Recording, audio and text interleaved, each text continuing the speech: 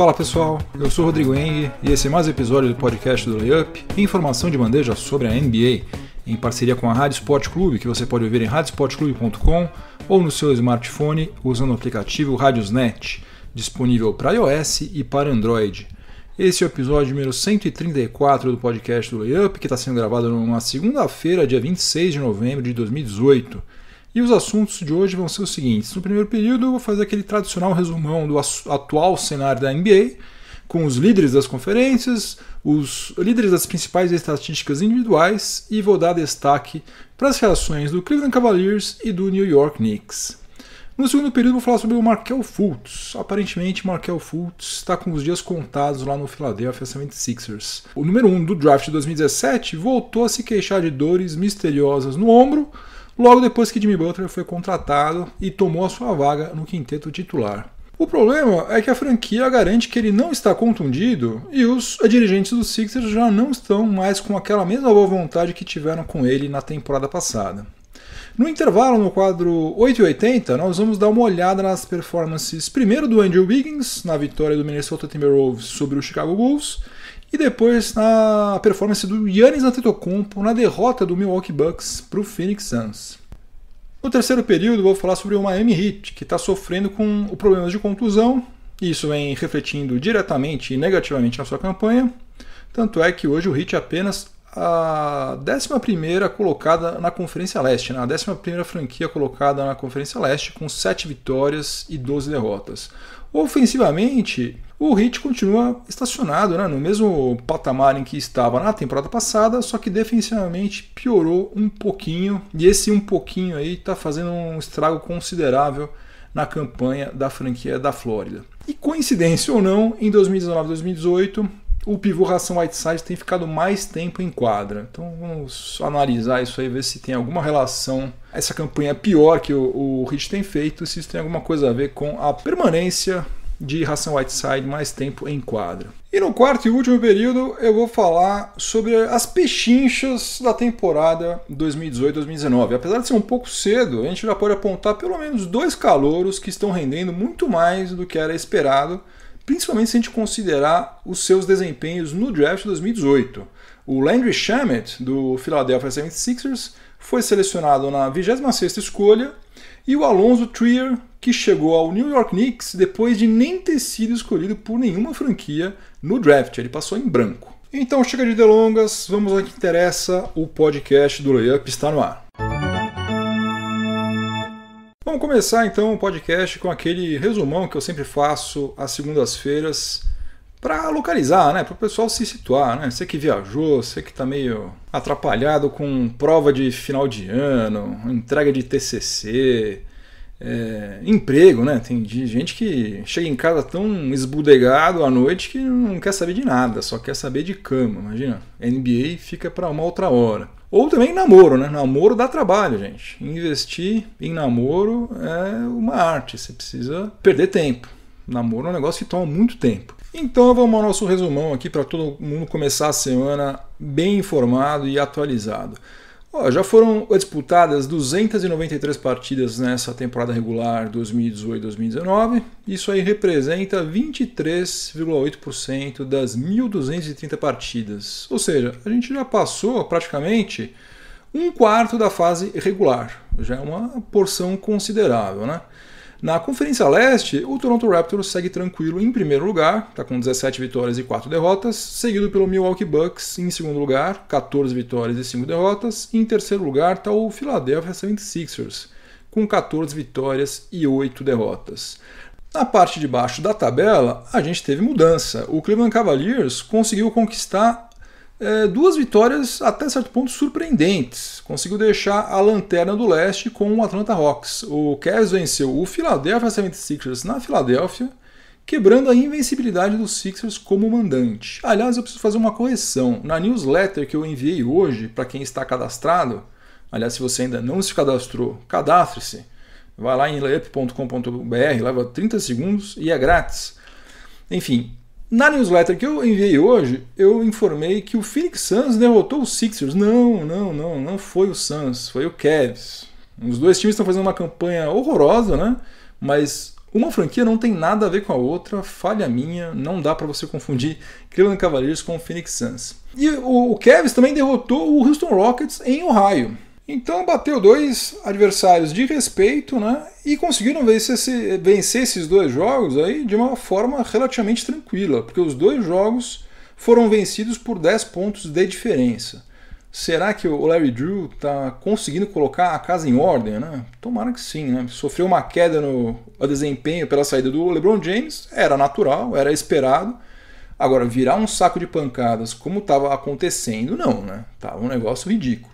E aproveitando que eu estou falando sobre o Cavs, na semana passada a franquia divulgou que o J.R. Smith vai treinar em separado e vai ficar esperando que alguma troca aconteça, que algum time bata lá na porta do Cavs e queira contratar J.R. Smith. Ele continua recebendo salário, obviamente, e continua ocupando uma das 15 vagas da franquia. Mas o front office do Cavs achou melhor afastá-lo do resto do time, porque, pelo visto, o comportamento do nosso amigo J.R. não estava ajudando muito, né? Ele estava insatisfeito, eles acharam melhor deixar a maçã podre de lado. Bom, então o Hawks é o 15º, o Cavs é o 14º e o Chicago Bulls está em 13º lugar com 5 vitórias e 15 derrotas. E aqui cabe também fazer uma atualização em relação à situação do Lauri Markkanen, que está se recuperando de uma contusão no cotovelo. Ele deve começar a participar dos treinos com contato, porque até então ele estava só arremessando sozinho, dribles, aquelas sequências de treino e tal, mas sozinho. Agora não, agora ele vai começar a participar de treino com os outros jogadores do Chicago Bulls e, se tudo correr bem, deve finalmente fazer a sua estreia nessa temporada no mês que vem, no mês de dezembro. E eu não posso encerrar esse raio-x do leste sem falar sobre o New York Knicks, que venceu 3 partidas seguidas, um fato incrível. Venceu os Celtics em Massachusetts, venceu o Memphis Grizzlies no Madison Square Garden e venceu o New Orleans Pelicans em Louisiana. Se derem tempo para o David Fizdale trabalhar com calma, Kristaps Porzingis voltar saudável e também renovar, né, o contrato dele, isso é uma outra história. Se ele voltar bem e se ele renovar, e também se o Knicks conseguir contratar pelo menos uns 2 jogadores de elite e vai ter espaço no orçamento para isso, aí há uma luz no fim do túnel e não é um trem vindo na direção contrária, né? Vamos ver, vamos torcer para isso. Mais uma coisa também, o Knicks tem sido muito criticado, merecidamente, nos últimos anos, mas a gente precisa elogiar quando eles acertam, né? O tal do Alonzo Trier, sobre o qual eu vou falar no terceiro período, aparentemente foi um verdadeiro achado. Já na Conferência Oeste, como de costume, ninguém é de ninguém, salve-se quem puder. A cada rodada, praticamente, a gente está com um líder diferente.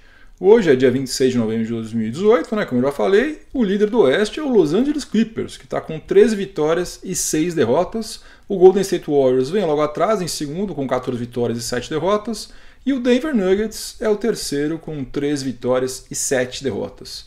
Os últimos colocados do Oeste hoje são Minnesota Timberwolves em 13º, Utah Jazz em 14º e o Phoenix Suns em 15º. E olha só que coisa maluca. No Oeste, o Jazz, que é o penúltimo, tem aproveitamento de 45%. Está com 9 vitórias e 11 derrotas. E está a só 4 jogos e meio atrás do líder. No Leste, o 14º tem aproveitamento de 22,2%, 4 vitórias e 14 derrotas, né, que é o Cavs, e está 11 jogos e meio atrás do líder. É uma diferença brutal entre Leste e Oeste. O Oklahoma City Thunder é o líder da NBA em Defensive Rating e o Milwaukee Bucks lidera a liga tanto em Offensive Rating quanto também em Net Rating. Quanto às estatísticas individuais, o James Harden do Houston Rockets passou a ser o principal cestinha da NBA, está com média de 30 pontos por partida. E a gente teve outras 3 mudanças que aconteceram em estatísticas de aproveitamento nos arremessos. O Domantas Sabonis do Indiana Pacers desbancou o francês Rudy Gobert e está liderando a liga com 69,3% de aproveitamento nos arremessos de quadra. O Bojan Bogdanovic, também do Pacers, agora é o líder em aproveitamento nos arremessos de fora do perímetro, com 52,5%. E nos lances livres, O novo líder é o Jeff Green, que já cobrou 37 lances livres e só desperdiçou um até agora, o que representa um aproveitamento de 97,3%, superando por alguns décimos apenas o Malcolm Brogdon do Milwaukee Bucks. No resto, tudo continua igual. André Drummond, líder em rebotes, Kyle Lowry em assistências, Paul George em roubos de bola e o Hassan Whiteside em bloqueios. No segundo período do podcast do Layup, em parceria com a Rádio Sport Clube, eu vou falar sobre o Markelle Fultz, armador do Philadelphia 76ers, que foi selecionado na primeira escolha do draft de 2017. Tá para nascer um jogador mais enrolado do que Markelle Fultz. Na temporada passada, você se lembra, ele praticamente não jogou porque ele estava com uma contusão misteriosa no ombro, que teria surgido graças a uns treinos que ele fez por conta própria na off-season para consertar a mecânica do arremesso dele, que é horrível. Nessa temporada ele se apresentou curado, arremessando melhor, longe de estar arremessando bem, mas pelo menos parecia um jogador de basquete, porque antes parecia qualquer coisa menos isso. E como mostra de boa vontade, o Sixers também começou a temporada escalando ele entre os titulares, apesar dele não estar entre os jogadores mais qualificados do elenco para integrar o quinteto principal. A ideia era dar tempo de quadra ao Markelle Fultz e também, paralelamente, tentar aumentar a confiança dele, até porque eles já tinham sacado que boa parte do problema que ele tem é de fundo psicológico, alguma espécie de bloqueio ou coisa parecida. E o Fultz foi titular nas 15 primeiras partidas dos Sixers nessa temporada. Ele teve média de 24 minutos por partida. E nesses 15 primeiros jogos, ele ficou com média de 9 pontos, 3,8 rebotes, 3,5 assistências e aproveitamento de 41,2% nos arremessos de quadra e 30,8% nos chutes de 3 pontos. São números baixos para um cara que foi número 1 do draft. Mas também não é nenhuma tragédia, não, viu, gente? Se você for atrás dos números de calouro do Jason Kidd, que é membro do Hall da Fama, você vai ver que não estão muito melhores do que esses aí, não. Só que daí aconteceu o quê? Aconteceu o Jimmy Butler. Quando o Sixers contratou Jimmy Butler, obviamente não fazia mais nenhum sentido manter Markelle Fultz no time titular. Butler é um jogador que está praticamente no auge da carreira, é um cara experiente, tem status de All-Star, e é um cara que pode ajudar os Sixers agora, não num futuro remoto e incerto, como é o caso de Markelle Fultz. Aliás, Butler tem ajudado já muito, ele já ganhou 2 partidas convertendo arremessos decisivos em apenas 7 jogos. Ele matou 2 game winners que garantiram, 2 vitórias aos Sixers. O Sixers hoje é um time muito diferente do que era até outro dia atrás, quando só dava vexame. Está com reais possibilidades de brigar pelo título da Conferência Leste e, por que não, sonhar não custa nada, até de eventualmente brigar pelo título da NBA. E não dá para você colocar uma franquia inteira em stand-by por causa de um rapaz de 20 anos de idade que ninguém sabe ainda se de fato vai ter algum futuro na NBA ou não. E daí bastou o Markelle Fultz ir para a reserva e perder em minutos de quadra para aquela contusão misteriosa do ombro reaparecer, dessa vez associada a uma lesão não menos misteriosa no pulso. Em meio a tudo isso, outro dia ele cobrou um lance livre da maneira mais bizarra possível. Ele foi passando a bola de uma mão para outra até arremessar. Foi homenageado até por um jogador de futebol americano, que eu não sei o nome, que imitou essa cobrança depois de ter feito um touchdown. E aparentemente Markelle Fultz levou essa zoeira aí na esportiva. Antes disso, ele estava cobrando lances livres com uma finta, com paradinha. Ameaçava chutar e só depois fazia o arremesso. Realmente é um negócio muito estranho. Eu entendo o pessoal tirar sarro, porque realmente chega a ser engraçado, mas depois que eu soube que tudo isso pode ser resultado de algum tipo de problema psicológico dele, eu sinceramente nem me senti à vontade para compartilhar esses 2 vídeos aí. Ele ficou de fora das 3 últimas partidas porque está se queixando dessas dores. Só que o departamento médico dos Sixers diz que ele não tem problema físico nenhum. Já investigaram, fizeram exame, avaliaram ele e falou que ele está 0 bala. Então, o que está rolando com ele é mais ou menos, mal comparando, a mesma coisa que aconteceu com o Kawhi Leonard. Ele está indo atrás da opinião de um médico da confiança dele. De todo modo, seja lá o que esse outro médico aí concluir, parece que já se estabeleceu um certo impasse entre Markelle Fultz e o seu agente, que se chama Raymond Brothers, e a direção dos Sixers. E existem rumores de que pelo menos 2 franquias estariam interessadas no Fultz. O Cleveland Cavaliers, que faz todo sentido, né? Porque é um time que apertou aquele botãozinho do reboot, né? Não vai brigar por nada tão cedo e vai ter tempo de dar a atenção que Markelle Fultz precisa. E o outro time seria o Houston Rockets, onde eu acho que o Fultz vai enfrentar exatamente os mesmos problemas que ele já está passando no Sixers. Porque o Houston Rockets é um time que quer ganhar agora também, né? Não vai ficar trabalhando o rapaz aí durante 2, 3 anos. Enfim, são os rumores que estão rolando atualmente. Eu sou solidário ao Fultz, torço para que ele se recupere, supere todos os problemas que ele está passando, seja eles quais forem, se for físico, se for psicológico. Só que eu não fico preocupado com o futuro dele, porque mesmo que tudo dê errado, ele já tem mais de 25 milhões de dólares garantidos na conta dele.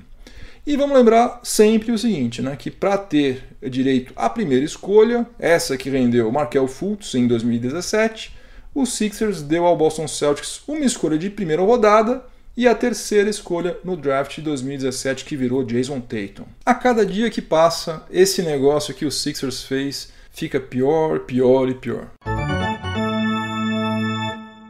Chegamos ao intervalo do podcast do Layup, em parceria com a Rádio Sport Clube, e hoje é dia do nosso quadro 8 e 80.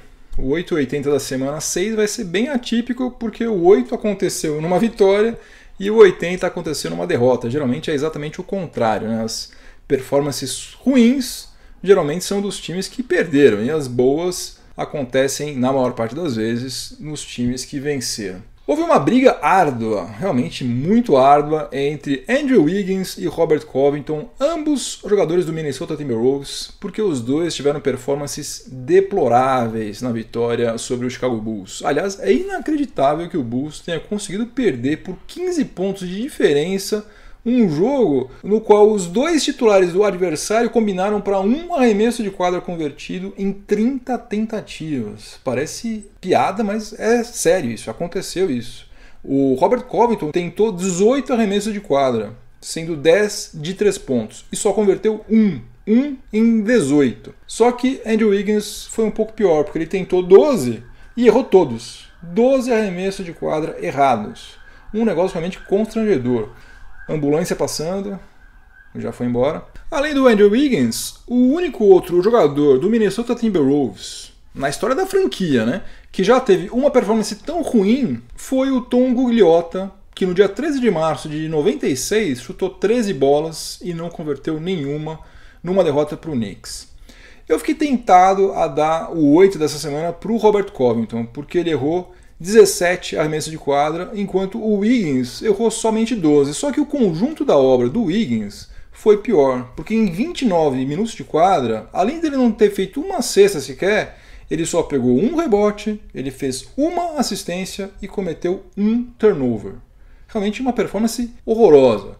Desde quando a NBA começou a compilar estatísticas de bloqueios e roubos de bola, isso foi na temporada 73-74, nenhum jogador teve uma atuação tão medíocre quanto essa do Wiggins, que assinou um contrato de 147 milhões de dólares em julho. E o 80 dessa semana, da semana 6, foi o Giannis Antetokounmpo, que na derrota do Milwaukee Bucks para o Phoenix Suns, uma coisa incrível também, converteu 14 dos 16 arremessos de quadra que ele tentou, o que representa um aproveitamento de 87,5%. Ele saiu de quadra com 35 pontos, 10 rebotes e 3 assistências. Tem gente que chama o Giannis Antetokounmpo de Giannis ante 2 pontos, né? Porque com a bola na mão é quase certeza que vai sair cesta. E não só que vai sair cesta, que vai sair cesta de 2 pontos, já que ele não consegue chutar de longe de forma alguma, né? Parecia que ele ia melhorar, né? Rolaram alguns vídeos da pré-temporada com ele matando bola de 3 pontos, só que aquilo lá foi pegadinha do malandro, não aconteceu nada disso, ele continua chutando terrivelmente mal de longe. Mas quando ele parte para cima da defesa, praticamente não tem como você parar o grego, né? O cara tem Eurostep, o cara tem uma passada de 10 metros, braço de 5 metros, ele faz o que ele quer ali, né? E o shot chart dele nesse jogo contra o Suns reflete exatamente isso. Ele tentou um chute de 3 pontos, que ele errou, E daí todas as outras 15 tentativas dele foram embaixo da cesta. Então se você olha a figura do shot chart, tem um xizinho localizado fora do perímetro, né? Depois um monte de círculos verdes sobrepostos em volta do aro, a maior parte deles representando enterradas. E por falar no Greek Freak, segundo o Basketball Reference, hoje ele tem 42,9% de chances de ser o MVP da temporada 2018-2019, seguido pelo Kyle Lowry em segundo lugar, com 9,4%. Repare a diferença, né? 42,9% para 9,4%. E pelo Kevin Durant em terceiro lugar, com 9,2%. No terceiro período do podcast do Layup, em parceria com a Rádio Sport Clube, eu vou falar sobre o Miami Heat, que é apenas o 11º colocado na Conferência Leste, está com 7 vitórias e 12 derrotas. Continua com um ataque muito fraco, né? É apenas o 25º em offensive rating, como já tinha sido, se não me engano, foi 23º na temporada passada. Só que ele compensa no desempenho defensivo. Agora está na 9ª colocação em defensive rating. Só que essa combinação rende ao Heat um net rating negativo. No Oeste, por exemplo, não tem nenhum time com um net rating negativo que esteja entre os 8 primeiros colocados. E no Leste a gente tem apenas o Orlando Magic, sabe-se lá durante quanto tempo. Das últimas 10 partidas, o Heat venceu somente 3. Ganhou do rival histórico San Antonio Spurs, que também vai aos trancos e barrancos. Não é termo de comparação para nada quase, de tão mal que tem sido defensivamente. Ganhou também do Brooklyn Nets e ganhou do Chicago Bulls. Vai fazer agora 4 partidas em casa e depois vai ter que encarar uma road trip de 6 jogos que inclui adversários como Los Angeles Clippers, Los Angeles Lakers, Memphis Grizzlies e New Orleans Pelicans. Todos estão atualmente entre os 8 primeiros colocados da Conferência Oeste. Ou seja, a situação do Heat está meio complicada. E por que o Heat está tão mal assim? Bom, primeiro de tudo, o principal de tudo, na verdade, é que está atolado em problemas de contusão. O James Johnson só estreou recentemente, agora no dia 18 de novembro. Goran Dragic já desfalcou o Heat em 7 partidas. Tyler Johnson não atuou nas últimas 3 partidas. E o John Waiters ainda nem estreou. Só que tem um outro problema além desse, que são as contusões. O outro problema se chama Hassan Whiteside.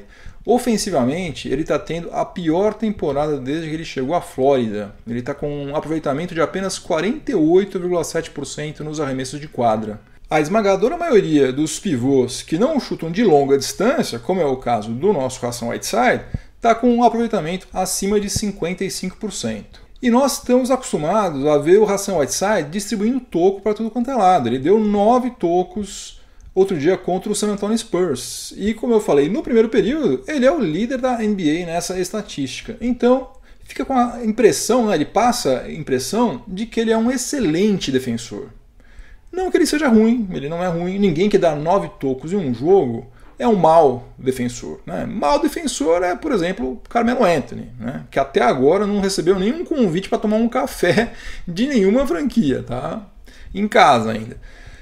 Mas Hassan Whiteside também não é tão bom quanto ele parece defensivamente. Hoje, o Hassan Whiteside tem um dos piores defensive ratings do Miami Heat. Ele só está na frente do Dwayne Wade, que é praticamente um senhor de meia idade, e do Wayne Wellington. Só. Todo mundo tem defensive rating superior a Hassan Whiteside. O melhor defensive rating do Heat é justamente de um outro pivô, o Bam Adebayo, que é mais ágil, é mais versátil também do que Hassan Whiteside, e por isso ele consegue marcar jogadores menores, com menos dificuldade do que Hassan Whiteside. Hassan Whiteside vira joguete na mão de John Wall, Kyrie Irving, Stephen Curry, enfim, fazem gato e sapato com ele.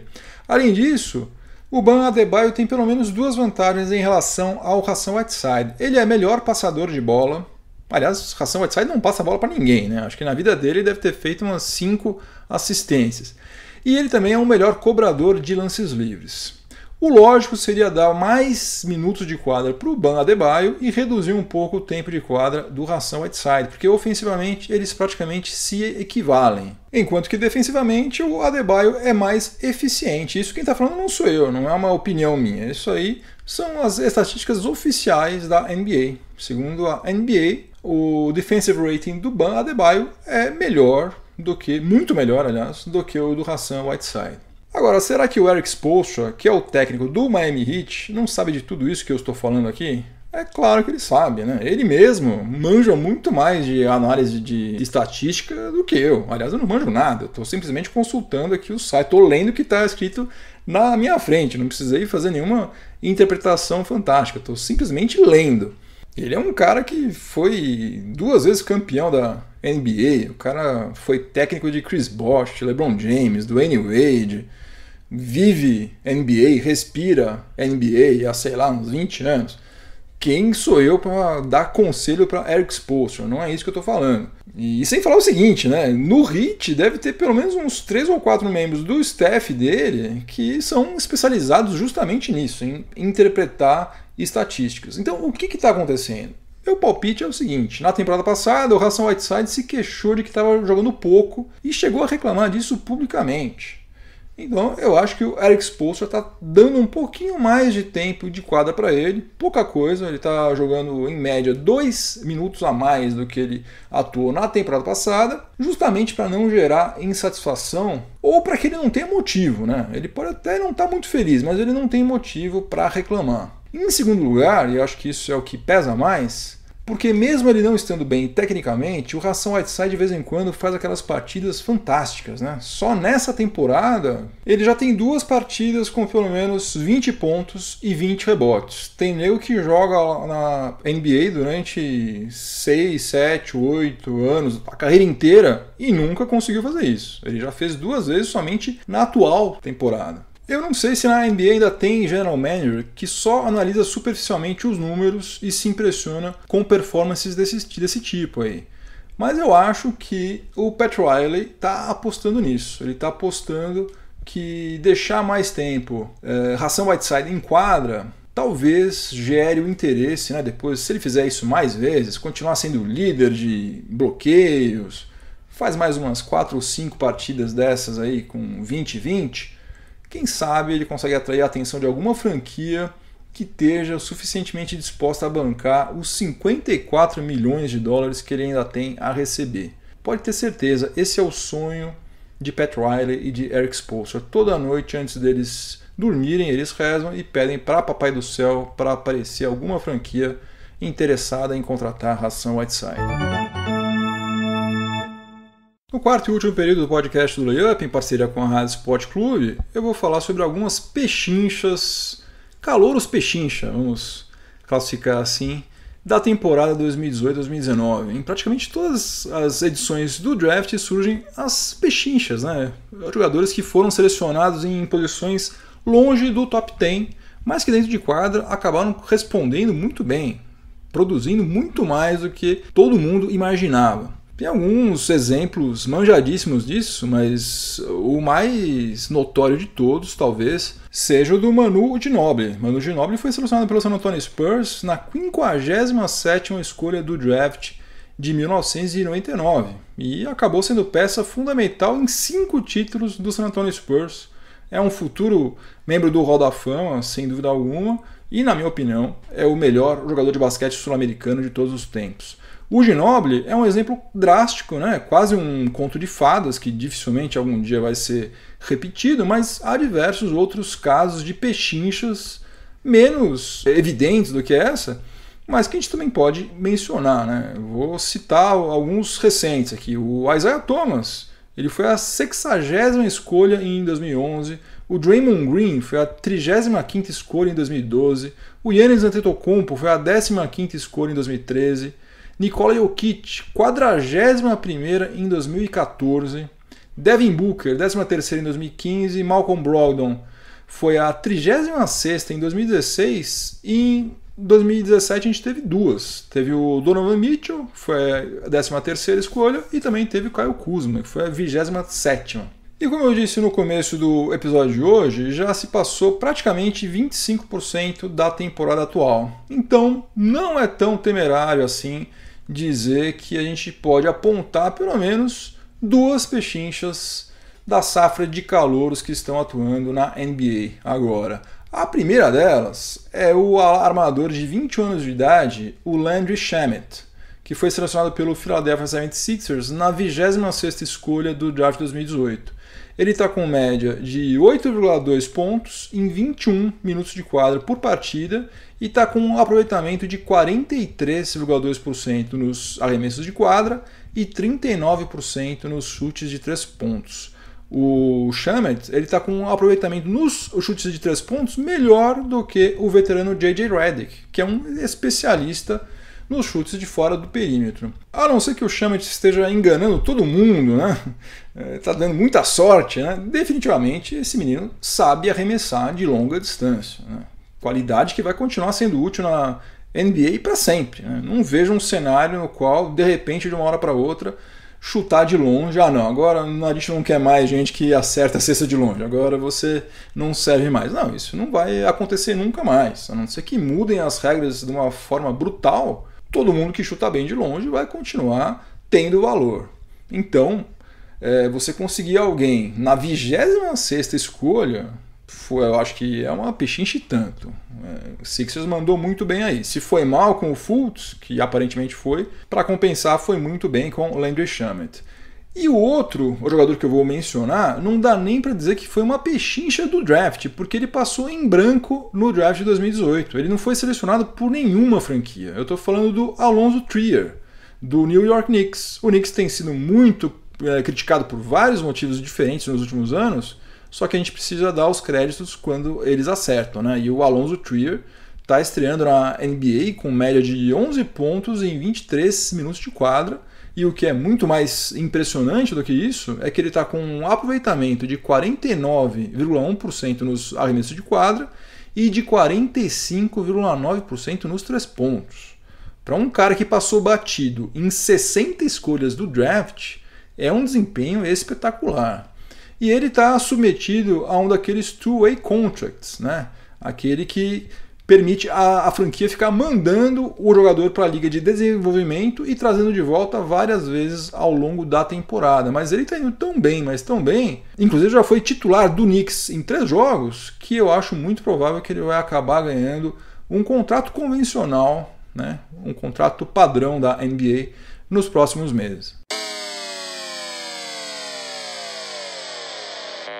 Game over, acabou mais um episódio do podcast do Layup, espero que vocês tenham gostado, obrigado pela companhia. Quero agradecer as seguintes pessoas: o Beagle TT, o nick dele é esse pelo menos, não sei como ele se chama, mas valeu Beagle TT. O Marcelo Viana, quem mais? O Skywalker 837A, olha só que nick complexo esse, hein? Skywalker 837A, o Marcos Gerê e também o Patrick Tavares Gomes, com o qual eu andei trocando umas ideias sobre o Boston Celtics lá no YouTube. E eu sigo na minha odisseia de tentar fazer com que o canal do Layup no YouTube cresça, então eu fiz uma coisa, uma medida prática que acho que vai ajudar. Agora no site do layup.com.br você encontra um negócio gigantesco ali com o logo do YouTube que você não vai ter erro. Você clica ali, você vai cair no canal do Layup no YouTube, você se inscreve sem grilos. Não tem como você não achar, não tem desculpa mais.